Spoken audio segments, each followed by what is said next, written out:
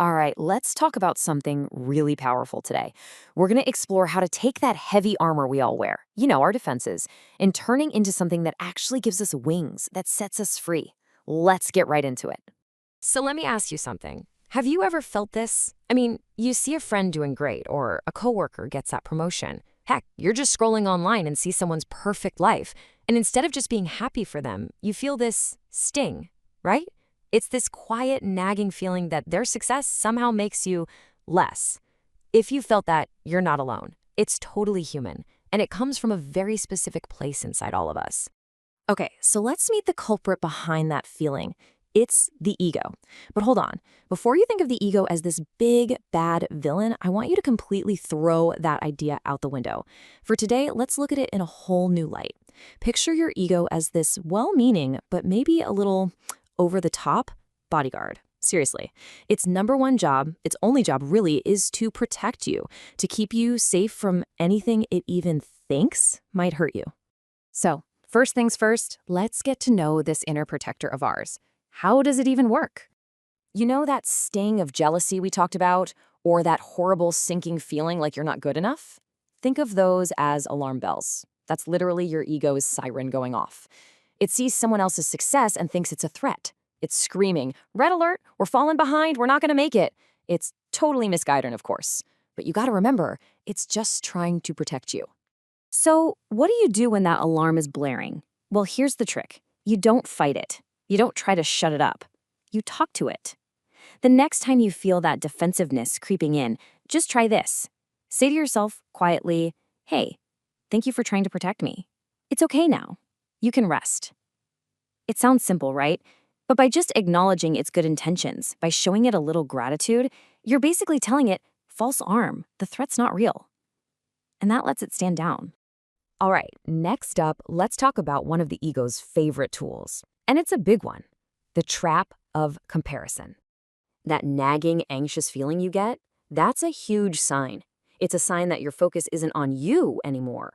It's like your energy just exploded outwards, scattering everywhere. It's not on your path, your journey. Instead, it's all tangled up in what everyone else is doing, and man, does that create a lot of anxiety. And this really shows the difference, right?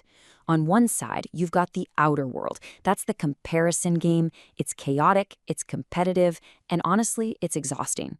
But on the other side, you have your center.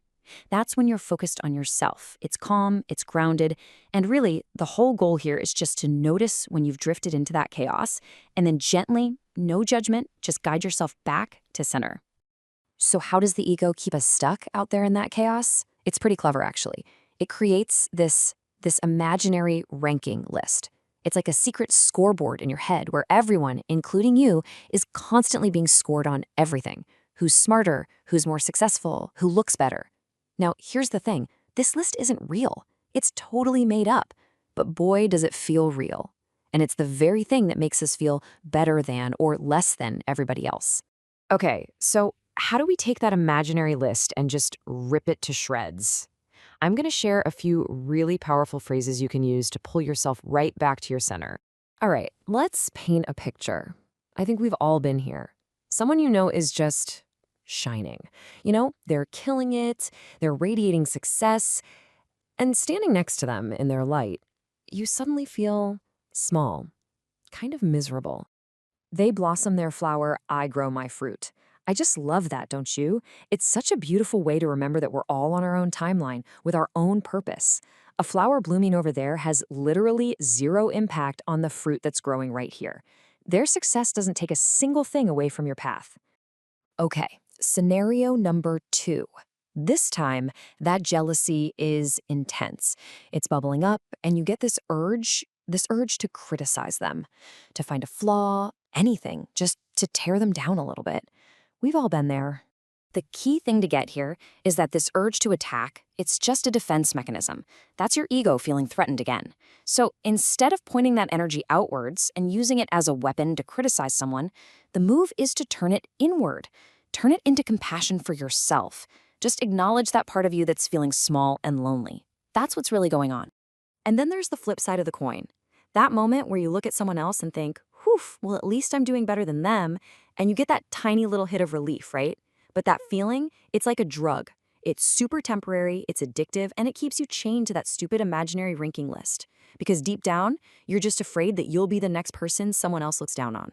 So, to break free from that cycle, here is an incredibly powerful, all-purpose phrase.